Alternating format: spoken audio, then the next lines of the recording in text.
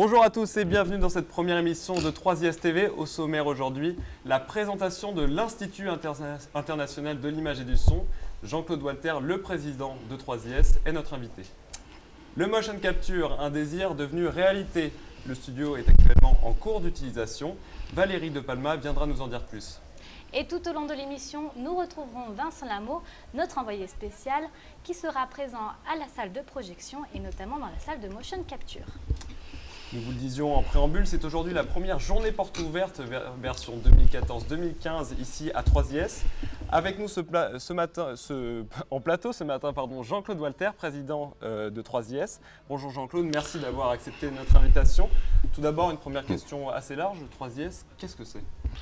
Mais 3IS, c'est déjà plus de 25 ans d'histoire puisque l'Institut a été créé en 1988, donc c'est je dirais presque un jeune adulte. C'est près de 2500 étudiants sortis en formation initiale, près de 7000 en formation continue. C'est donc déjà une histoire très riche. Au départ, c'était le cinéma et l'audiovisuel, puisque à la fin des années 80, c'est un moment où les besoins dans la télévision explosent avec l'apparition de toute une série de nouvelles télévisions. Et c'est à ce moment-là qu'est créé par des professionnels de ce qui était l'IDEC à l'époque, c'est-à-dire l'ancêtre de la FEMIS, c'est à ce moment-là qu'est créé 3IS. 3IS, pendant ces 25 ans, donc s'est beaucoup développé, a beaucoup mûri, a créé 3 autres filières avec le spectacle vivant, avec les arts numériques, avec le journalisme, votre section. Et 3IS, aujourd'hui, ce n'est pas encore une vieille dame, Dieu merci, mais c'est déjà une histoire très riche. Alors en 2008, justement, vous vouliez reprendre l'école. Pourquoi ce choix ? Pardon ?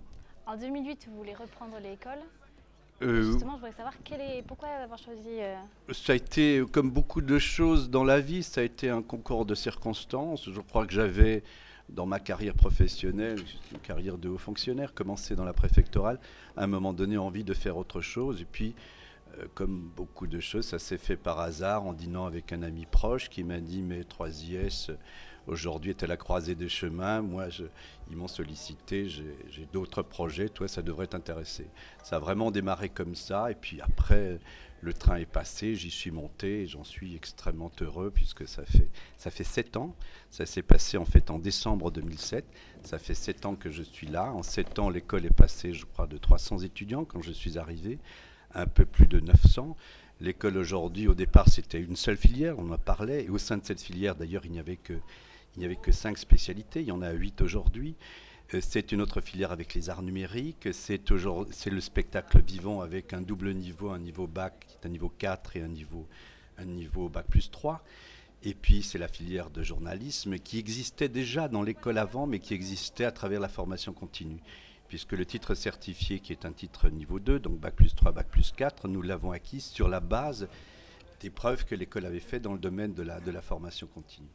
Et puis c'est vrai que c'est une école avec tout ce que ça comporte comme enjeu d'avenir pour les jeunes, en même temps avec les contraintes d'une petite entreprise. Et donc c'est quelque chose qui s'est fait par hasard et je dois dire que ce fut un hasard très heureux. Justement, cela fait donc 25 années que 3IS existe, vous l'avez mentionné. Pourquoi avoir désiré une école pluridisciplinaire ? L'univers de l'analogique était un univers très vertical, y compris dans les métiers au sein du cinéma audiovisuel. Quand vous étiez ingénieur du son, vous ne faisiez que du son. Quand vous étiez chef op, vous ne faisiez que de la lumière, de l'image. L'univers du numérique est un univers infiniment plus transversal. D'abord, c'est un univers qui n'est pas stable techniquement. Autant l'univers de l'analogique a été pendant plus de 20 ans un univers totalement stable.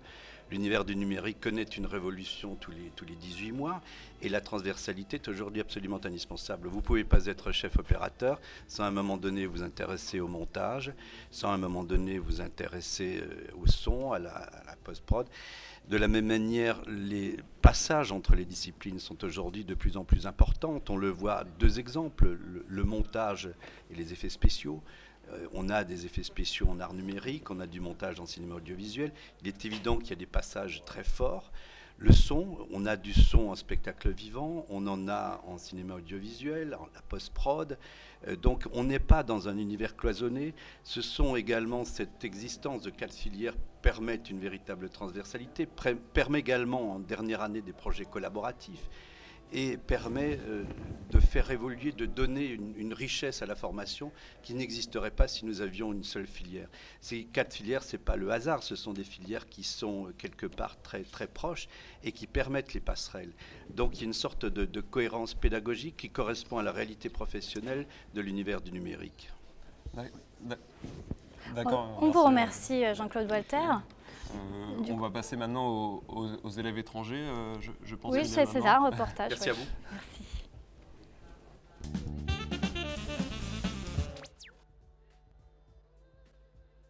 Je m'appelle El Khalidou Diallo, j'ai 22 ans, je suis en première année et je viens du Sénégal.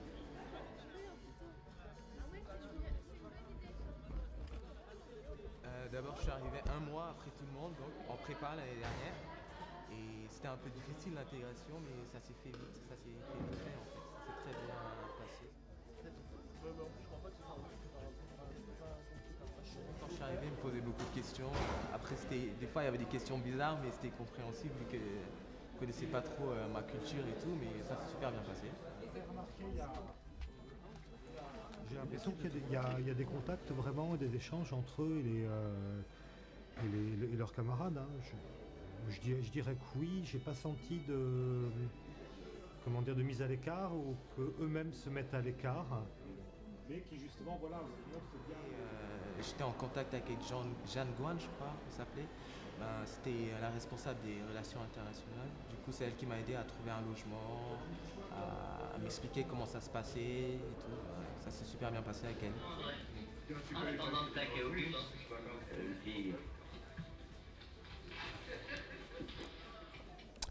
Sébastien Le Belzic, responsable de la filière journaliste multimédia, nous a rejoint sur ce plateau. Bonjour Sébastien.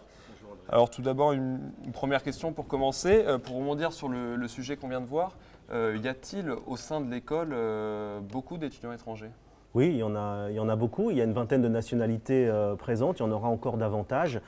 Vous savez, le cinéma à la française, l'école française du cinéma, l'animation, la réputation française n'est plus à faire à l'étranger et ça attire énormément d'étudiants effectivement qui viennent du monde entier, du Brésil, de Chine, d'Afrique et bien sûr des pays européens. Alors justement, on a pu voir dans le sujet que l'étudiant qu'on a suivi était d'origine sénégalaise. Où est-ce que la franchise 3IS marche le mieux dans le monde ? C'est encore un petit peu difficile à dire puisque, comme je vous l'ai expliqué, beaucoup de pays sont intéressés par apprendre les techniques françaises dans le domaine notamment du cinéma. Mais ce qu'on peut ressentir, c'est qu'au niveau des pays asiatiques en particulier, il y a une forte appétence pour le cinéma à la française. On l'a vu encore récemment, je vais vous prendre un exemple en Chine. Le film qui va représenter la Chine au César, aux Oscars à Hollywood, pardon, est un film réalisé par un Français, un réalisateur français. Et donc les Chinois, qui sont pourtant une grande nation de cinéma, viennent chercher auprès des professionnels, des techniciens, des réalisateurs français, eh bien la technologie, la technique, la créativité qui parfois peut leur manquer. Et je pense que pour une école comme 3IS, eh bien c'est un réservoir très intéressant pour le développement. Et justement, rapidement, là vous parlez d'étudiants d'origine asiatique.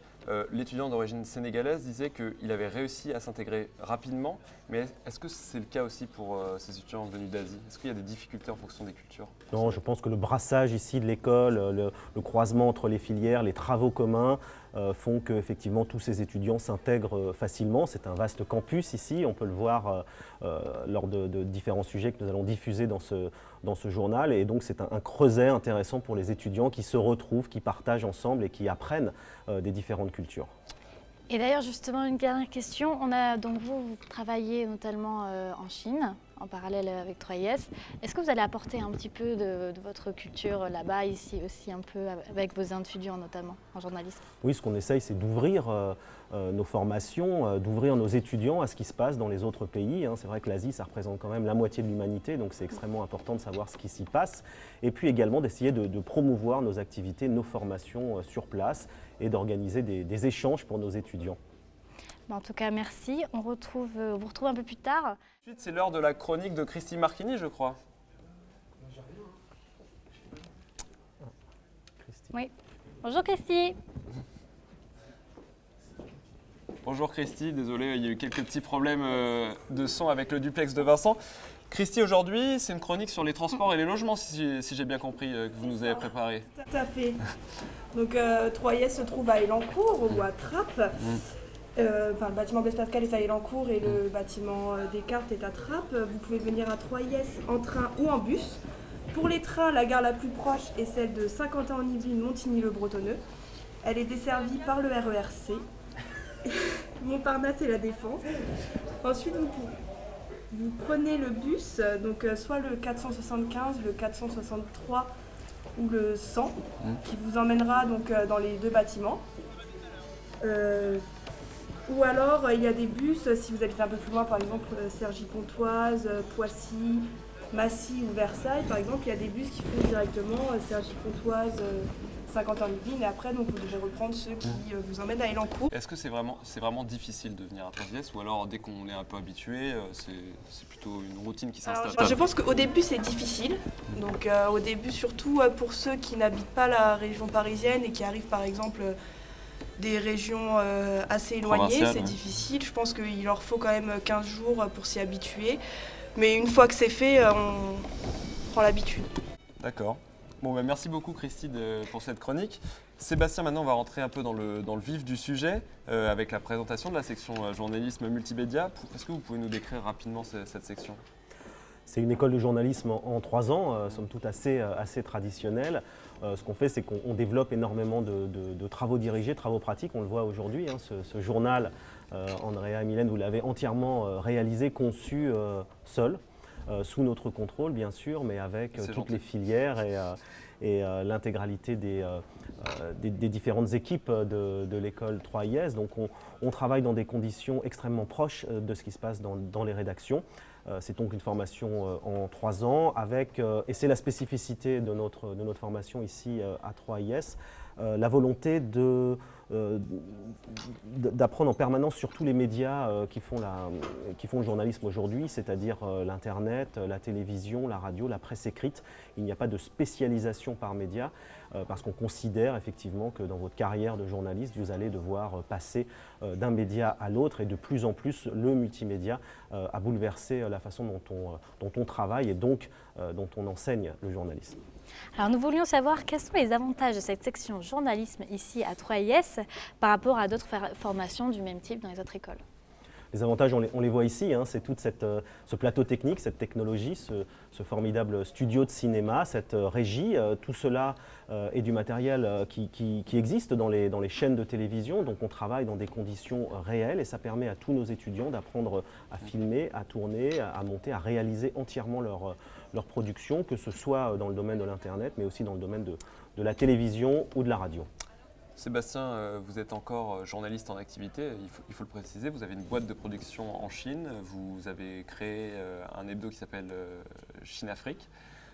Pourquoi est-ce que c'est important pour un responsable de filière journalisme de garder un pied dans le métier? Encore une fois, c'est la volonté de l'école de coller au plus proche des attentes de la profession et donc garder un pied dans l'activité de journaliste, ça permet effectivement d'adapter ses enseignements à la réalité puisque le journalisme, comme tous ces métiers du cinéma et de l'audiovisuel, évolue en permanence, à la fois sur les outils qu'on utilise mais aussi sur la façon de communiquer et donc c'est important d'être en phase avec ce qui se passe à l'extérieur dans le milieu professionnel pour mieux apporter nos enseignements aux étudiants. Alors justement, je voulais savoir comment est-ce que ça se passe au niveau du nombre des élèves dans les classes en journalisme? Alors ce sont des petites équipes d'une vingtaine d'étudiants, ce qui nous permet d'avoir une approche extrêmement pointue, technique, personnalisée auprès de chaque étudiant pour leur permettre à chacun de travailler, de réaliser leur projet professionnel. Encore une fois, ce ne sont pas des cours académiques, universitaires, mais au contraire, c'est une approche extrêmement professionnelle, professionnalisée, donc pour que les débouchés soient plus évidents pour les journalistes quand ils sortent de Troyes. Le cursus journalisme multimédia s'effectue en 3 ans. Le nombre de stages à effectuer pour s'insérer dans la profession, combien y en a-t-il et sur quelle période dure-t-il? Alors il y a 2 stages obligatoires, le premier en milieu de 2e année et le second qui est un stage plus long en fin de 3e année qui peut s'étendre sur 6 mois et qui doit déboucher sur une insertion professionnelle, c'est l'objectif de l'école. Donc que vous puissiez continuer à l'issue de ce stage dans les entreprises qui vous ont employé. Au sein de la section, y a-t-il eu des améliorations effectuées ou y en a-t-il en cours? Les améliorations, c'est en permanence. On essaye d'avoir le dernier matériel, les derniers équipements. Récemment, l'école a pris un abonnement au fil de l'agence France Presse qui lui permet de travailler dans des conditions réelles avec des agences internationalement reconnues en français, en anglais, également des vidéos d'agence, des photos d'agence. Nous avons également en construction un studio radio et donc tout cela doit permettre en permanence de fournir à nos étudiants des conditions de travail au plus proche de la réalité professionnelle. Merci Sébastien. Merci. Tout de suite, découvrons en images un reportage effectué cette année par des étudiants justement de 2e année en journalisme.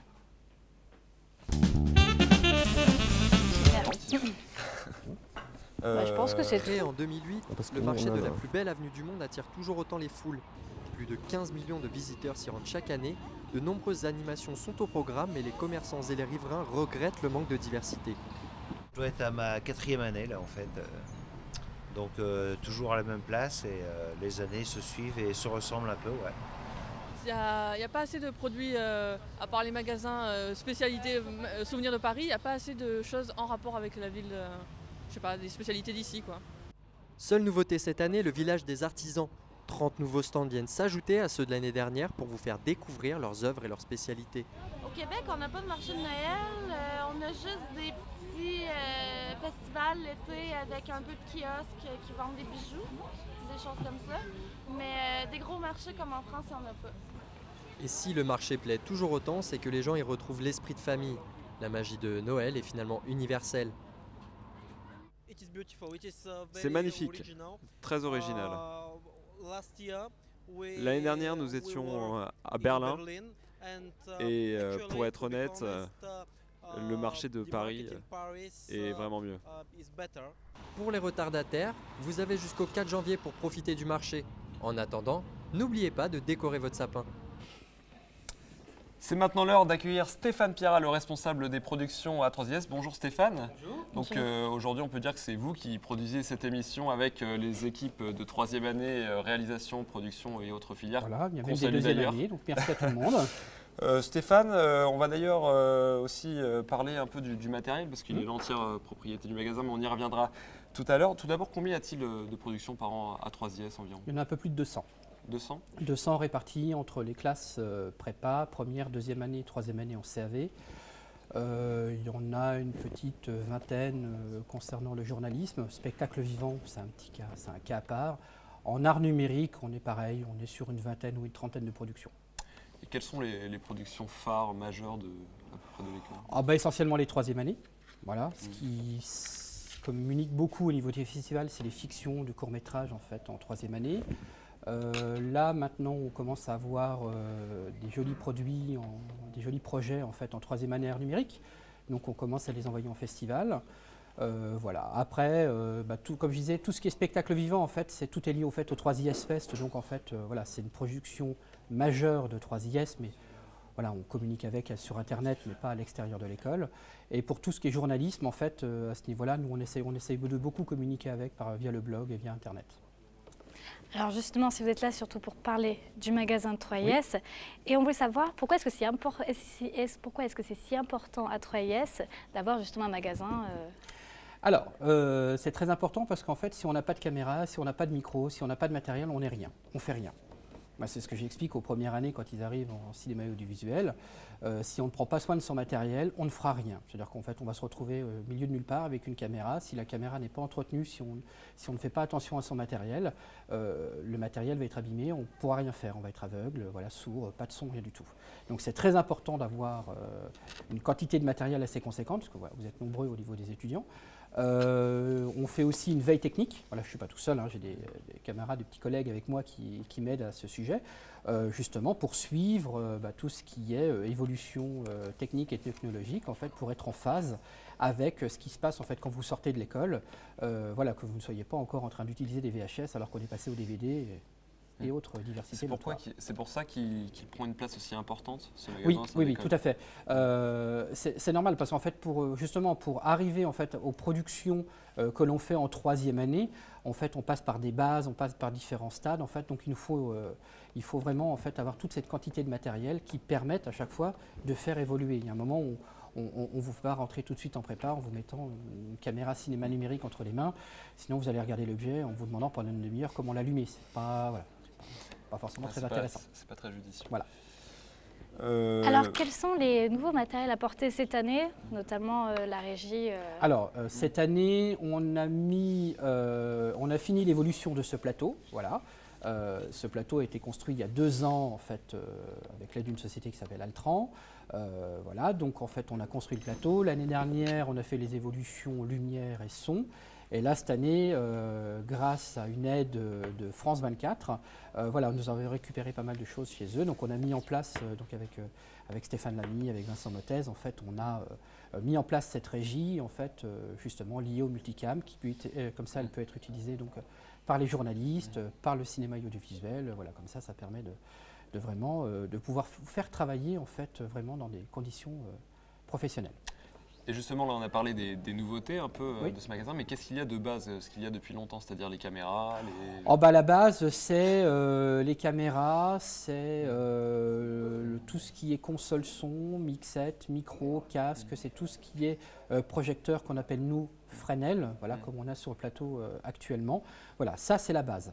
Après, chaque année, je dis, on augmente. Là, actuellement, on a une 50aine de caméras numériques. Voilà, au niveau de tout ce qui est enregistreur numérique, voilà, on commence aussi à avoir un joli parc, idem au niveau du son. Et puis après, il y a des évolutions qui ne sont pas forcément au magasin. C'est vrai qu'en art numérique, là, on a fait une belle évolution sur le plateau, à côté de ce plateau-ci, qui est tout ce qui est le motion capture. Voilà, on a fait évoluer aussi une console son en fait sur le bâtiment Descartes pour tout ce qui est musique. Voilà, petit à petit, voilà, ça c'est pas au magasin en fait, c'est in situ dans des salles. Voilà, et puis vous avez aussi toutes les salles de montage qui chaque année en fait on fait évoluer les logiciels. Alors c'est vrai que le matériel en l'état est toujours le même, mais on fait évoluer les logiciels qui sont dedans. Toujours le but, c'est que quand on est en 3e année, comme après l'arrière, la finalité c'est de se retrouver sur le marché du travail, que vous soyez en phase avec le matériel utilisé par les professionnels. Est-ce que c'est bien l'un des points forts de 3IS, tout ce matériel mis à disposition? Je pense qu'on est, je ne pense pas qu'il y ait beaucoup d'écoles qui aient un studio de motion capture avec 32 caméras comme on a actuellement. Je ne pense pas qu'il y ait beaucoup d'écoles non plus qui aient un plateau comme on a avec une régie numérique. On commence vraiment à avoir maintenant un superbe parc de matériel, de beaux moyens techniques mis à votre disposition. Donc, voilà, quoi. Et au niveau des étudiants, est-ce que c'est simple de pouvoir emprunter du matériel afin de faire ses projets personnels? Comment ça se passe? On essaie que ce soit simple, mais ce n'est pas facile. Pourquoi? Parce que, comme je disais tout à l'heure, on a énormément de productions. Et donc, les productions, en fait, sont très gourmandes en matériel. Donc, c'est vrai que, il y a des étudiants. Voilà, je sais qu'en ce moment, il y a un concours Nikon qui est en train de se faire. Donc là, ce week-end, j'avais pas mal de demandes par rapport à du matériel. Si je peux aider, j'aide, je fais. On essaye de toujours rendre service aux gens. Après, il y a des moments où ça va être plus compliqué que d'autres parce que on va être en pleine production première année, deuxième année et le magasin est quasi vide. Voilà. Puis sans oublier non plus tout ce qui est aidé aussi, parce que il y a certes les productions, mais la vie de l'école continue. On a des travaux dirigés avec des profs qui ont besoin de matériel et voilà, c'est savant mélange. Justement, je crois, Mylène, qu'on a retrouvé notre homme de terrain. Oui, je crois bien. Je crois qu'il est tout près du magasin. Vincent, est-ce qu'il y a eu du monde qui est venu visiter ce magasin aujourd'hui? Maintenant? Oui, bonjour, bonjour en plateau. Bon, voilà, c'est les aléas du direct, hein. On n'a pas encore tout bien coordonné. Je suis avec une mère et sa fille, Madame Dubois et Angélique. Bonjour à vous deux. Ça va très bien déjà? Oui, ça va. Ça va, merci. Alors, c'est la première fois que vous venez à l'école, j'imagine. Qu'est-ce que vous avez vu pour l'instant? Qu'est-ce qui vous a plu? Alors, vas-y, à toi de parler. On a visité à peu près toute l'école. On a vu les salles de cours. On a vu les salles des arts numériques où ils ont fait des dessins et tout. On a vu le plateau où ça tournait. Et puis voilà. Alors vous venez dans l'idée avec peut-être de faire du montage. Est-ce que c'est ça? Qu'est-ce qui vous plaît dans le montage? Le fait de créer, de rendre vivant un contexte, en fait. Voilà. Alors pour une mère, j'imagine qu'il y a des critères pour une école comme ça. Quand vous venez dans une visite, dans une journée porte ouverte, qu'est-ce qu'il faut absolument pour vous satisfaire? Eh ben déjà, je pense le cadre,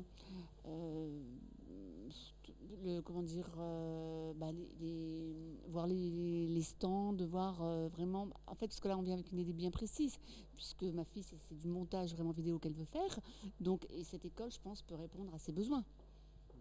Vous êtes rassuré? Oui, je pense, oui, non, de tout ce que nous a expliqué Charlène, franchement, ça nous plaît bien, hein. Je pense que je partage mon avis. Hein. Voilà. Donc Charlène, c'est une des étudiantes qui fait visiter l'école. On est un réseau voilà, qui font visiter pendant les journées portes ouvertes. Qui te lance, toi? C'est une école qui est quand même très vivante, en fait. Il y a beaucoup de... Bon, effectivement, il y a des cours théoriques, mais d'un autre côté, je pense qu'il y a beaucoup d'autres choses à côté, en fait. Et c'est ça qui doit rendre l'école intéressante aussi. D'accord, merci beaucoup. On vous souhaite une très bonne visite, bonne continuation et peut-être à l'année prochaine dans cette école. Voilà, donc je vous laisse en plateau continuer cette très belle émission toute neuve. Beaucoup Vincent. Stéphane, on va parler maintenant d'une nouveauté, vous l'avez évoqué tout à l'heure, le motion capture. En quoi ça consiste ce studio? Comment on pourrait le décrire sans le voir maintenant? On verra tout à l'heure en image. Hormis avoir des personnes avec des jolies combinaisons sur le plateau. Pour faire simple, c'est ce que j'explique souvent à chaque fois, on demande à quoi correspond le motion capture. Je sors toujours 2 références, Avatar, la planète des singes. Voilà, le but du jeu c'est quoi? C'est-à-dire qu'on va, vous avez une structure qui est composée de 32 caméras, en fait, voilà, avec une lumière rouge, hein, donc ça c'est prévu. Et au milieu, vous allez capter des gens, vous allez mettre des gens en fait en combinaison avec des capteurs. Alors, ce ne sont pas des capteurs électroniques, hein, ce sont des petites boules blanches, en fait, qui pourraient s'apparenter à des petites balles de ping-pong, voilà. Et en fait, les caméras sont programmées en fait, pour enregistrer les mouvements de ces boules blanches. Et bien justement, nos équipes sont allées tester ce studio motion capture. Reportage Alexandra Collat, Maël Gramont et Raphaël Laurence.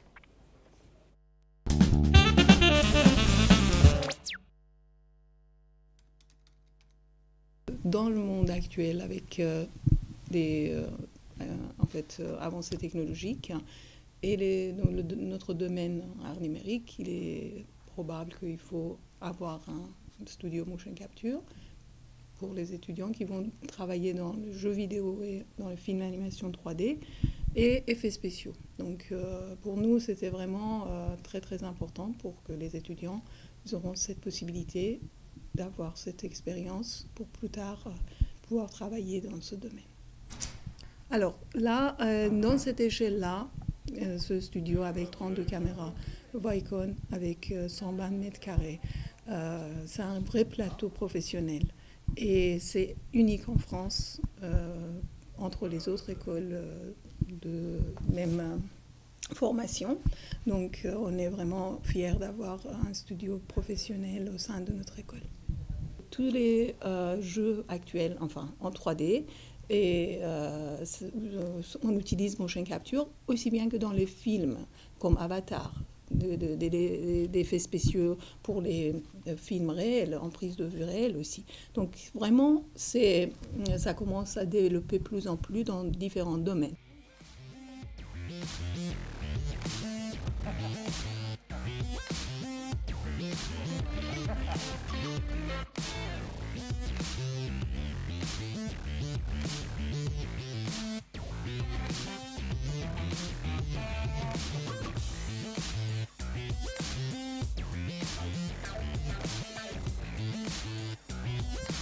Ça va peut-être nous permettre à la fin de l'année d'animer nos personnages directement ici, tu vois.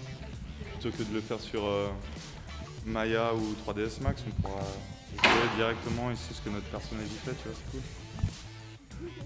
Je pense que c'est un plus puisque c'est un procédé qu'on retrouve dans aucune autre école.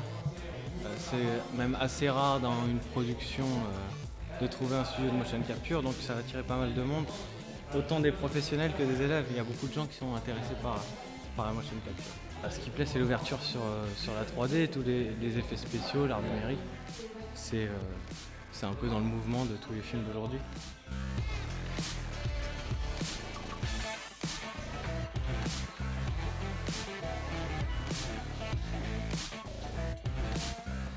Ce qui leur permettront en fait de savoir de quoi on parle, de ne pas rester un peu dans l'ignorance de comment fonctionne un tournage sur un plateau motion capture et qu'est-ce qu'on peut faire en fait au niveau créatif avec ça. Ça permettra aux étudiants qui sont en fait en cours de cursus de pouvoir aussi traiter des datas peut-être professionnelles et de se mettre dans le bain des contraintes de la profession déjà. Même si ce n'est pas un stage en entreprise, ce sera un peu la même chose parce qu'il faudra avoir de la qualité et répondre à des contraintes techniques bien précises en fonction des clients, que ce soit des clients qui travaillent dans le jeu vidéo, mais ça peut être aussi des sociétés, des films institutionnels, donc avec des cahiers des charges complètement différents.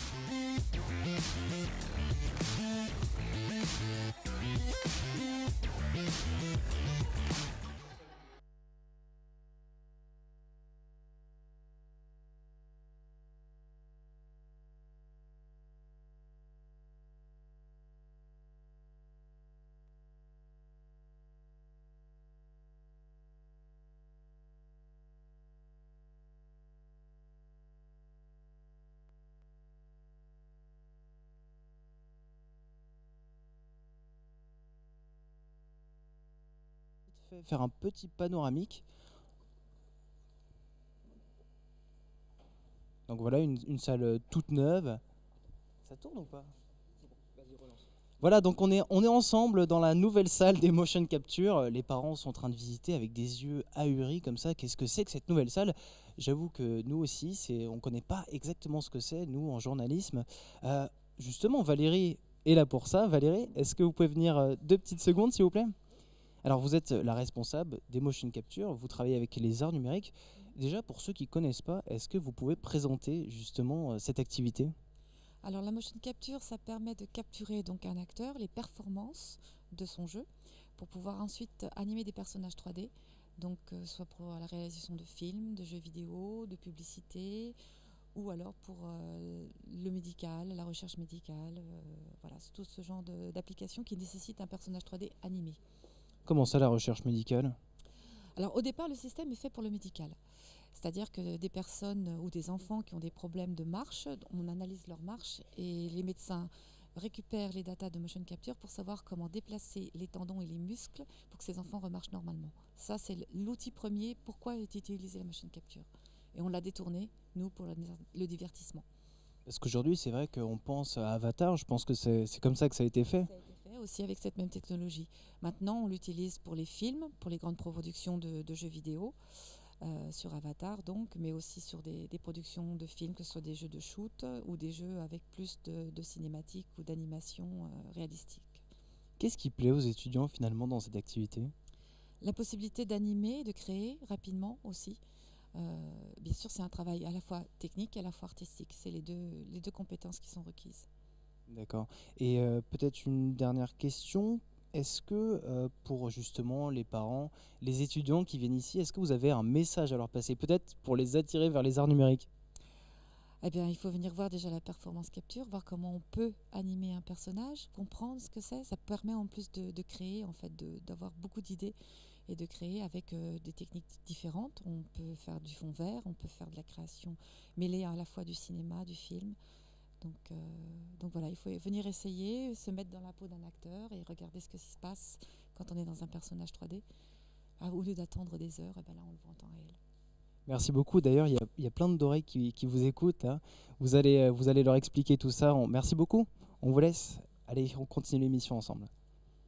Encore merci Vincent. On se retrouve tout de suite pour la fin de cette première émission, après une petite bande-annonce d'un court-métrage qui marche pas mal en ce moment.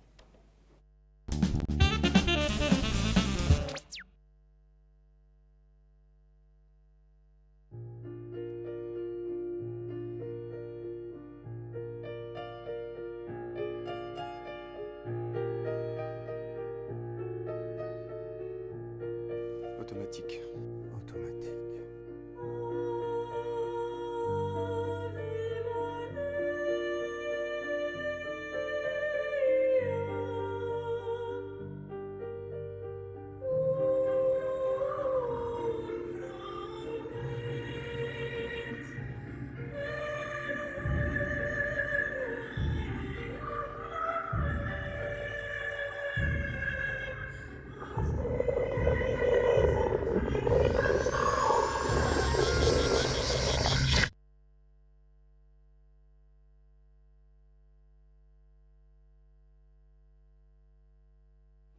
Alors Jiminy justement a connu un franc succès dans de nombreux festivals. Son réalisateur Arthur Mollard revient justement c'est un ancien élève de la sectorisation de 3IS qui est justement dirigé par Vincent Motez. Qu'est-ce que vous en avez pensé de ce court-métrage lorsque vous l'avez vu pendant sa projection? Je pensais que ça allait bien marcher parce que c'est un film plutôt moderne, bien écrit. Je pense que c'est à la rencontre entre un réalisateur et un scénariste à l'intérieur des deux spécialisations qui ont su travailler ensemble et avoir un scénario assez costaud et une très très bonne réalisation. Donc on est quand même encore étonné de tous les prix qui arrivent puisque ça continue encore en ce moment. Et je crois qu'il y en a eu encore un dernièrement. La liste commence à s'allonger, donc c'est plutôt plaisant parce que ça veut dire qu'on a bien bossé et puis bien réussi ces rencontres et aussi bien la spécialisation scénario qu'on a créée il y a 2-3 ans. Et puis la spécialisation réalisation que j'ai depuis 5 ans et qui évolue d'année en année, et puis encore des évolutions à faire dessus par rapport au métier qui change aussi. Alors ça fait 5 ans que vous dirigez l'option réalisation. En quoi consiste-t-elle concrètement? Alors déjà, qu'est-ce qu'un réalisateur? Un réalisateur, c'est quelqu'un qui doit savoir diriger une équipe, aussi bien techniquement qu'artistiquement. Donc c'est quelqu'un qui doit connaître à peu près tous les métiers, pour savoir, comme un chef d'orchestre peut savoir ce que peut faire un violon et puis mettre au diapason tout le monde. Donc ça, c'est important de bien connaître tous les métiers. C'est pour ça qu'à 3IS, déjà avec un tronc commun, tous les étudiants qui ont passé en réalisation savent déjà monter, tourner, gérer le son, gérer un tournage. Donc toutes ces capacités permettent d'être un bon réalisateur et un bon chef d'équipe qui va pouvoir parler à toute personne et dire « toi, je sais ce que tu peux faire ». Donc, je vais te diriger dans la bonne direction. Donc ça, c'est important de bien connaître l'ensemble. Et puis après, il faut avoir une patte artistique et puis des choses à raconter. Donc voilà, tout ça, c'est assez important pour pouvoir être un réalisateur. Donc cette formation de réalisateur, ça va développer toutes ces compétences, toute cette connaissance, aussi bien technique et artistique, et puis la mettre en pratique à travers diverses productions. Il y en a tous les ans, des productions qui ponctuent tout ça. Et aussi les mettre sur le terrain, savoir fédérer une équipe, savoir avoir une bonne histoire et savoir la narrer en images et en son. Justement, en ce moment, sur quoi travaillent les étudiants en réalisation? Alors, les étudiants en réalisation, donc les 3e années, puisque les spécialisations 2e année vont bientôt arriver. Donc les 3e années, là, finissent de réaliser un plateau multicam, comme vous pouvez voir, un plateau, une émission télé. Donc là, c'est plus de la mise en image, c'est-à-dire diriger toute une équipe technique, comme vous pouvez voir dans la régie à côté, je ne sais pas s'il y a une caméra, mais c'est-à-dire vraiment au niveau du mélangeur, diriger toutes les caméras et coordonner toute l'équipe pour mettre en image ce plateau. Par contre, ce n'est pas eux qui s'occupent du contenu. En télé, souvent, le contenu, c'est plus la production, des journalistes comme vous, qui travaillent dessus. Donc là, c'est vraiment techniquement diriger une équipe et mettre en image, c'est-à-dire que les plans que là, vous voyez changer, c'est un réalisateur qui est en régie et qui pianote et qui dirige ses caméras. Donc ça doit avoir aussi une certaine autorité pour pouvoir bien diriger toute une équipe. Donc là, ils viennent de finir cette production. Il y a eu 8 productions d'émissions télé. Et maintenant, ils travaillent depuis un petit moment. En parallèle, ils travaillaient sur l'écriture de leur scénario de fin d'année, c'est-à-dire une petite fiction de 15 minutes, comme celle d'Arthur Mollard. Donc là, ils sont en train de finaliser avec les scénaristes les scénarios et on rentre en phase de pré-production dès janvier pour tourner au mois de mars, avril. Et enfin, rapidement, une dernière question. Vous avez à la fois travaillé donc dans le monde du travail, à la fois pour la télévision et pour le cinéma. Est-ce la raison pour laquelle la section se divise en deux aujourd'hui? Oui, un petit peu, elle se divise en deux, plus par rapport à...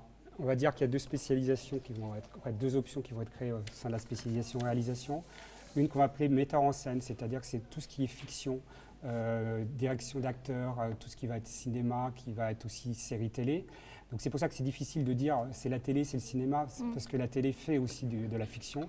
Donc c'est ce qu'on a appelé metteur en scène. C'est des gens qui vont être formés pour savoir diriger des comédiens, raconter une histoire. Et les autres vont être plus formés en metteur en image. Et ça, on en demande aussi beaucoup, c'est-à-dire des gens qui sont polycompétences, qui savent aussi bien cadrer, monter, etc.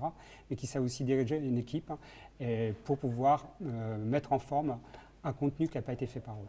Merci Vincent Motez. Merci beaucoup.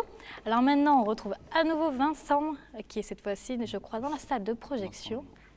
Alors sur la bon, oui. Pas exactement dans la salle de projection, mais juste à côté dans les backstage. Et ce qui est assez marrant, c'est que Romain va vous montrer, on est diffusé en direct, en grand écran, dans la salle de projection. Les parents sont en train de regarder cette émission, donc faites attention à ce que vous dites. Donc voilà, dans cette salle, la conférence va se tenir dans quelques instants maintenant. Les référents des différentes sections vont présenter le programme de la première année, de la deuxième année. Ils vont chacun être répartis dans des salles par section pour expliquer vraiment dans les détails le programme à suivre. Donc il y aura les cinémas, les arts numériques, le spectacle vivant et nous, les journalistes, on pense à nous bien sûr.